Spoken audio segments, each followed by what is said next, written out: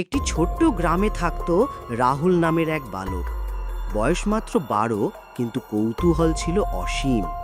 গ্রামের সবাই বলতো কবরস্থানের ধারে রাতে যাওয়া মানা, ওখানে নাকি মৃতদের আত্মা ঘুরে বেড়ায়। এক রাতে সাহস দেখাতে রাহুল ঠিক করলো কবরস্থানে যাবে। চাঁদের আলোয় সে নিঃশব্দে হাঁটছিল। হঠাৎ শুনতে পেল কেউ যেন ধীরে ধীরে তার নাম ধরে ডাকছে, রাহুল, রাহুল। চারদিকে তাকালো, কেউ নেই। তার বুক ধড়ফড় করতে লাগলো।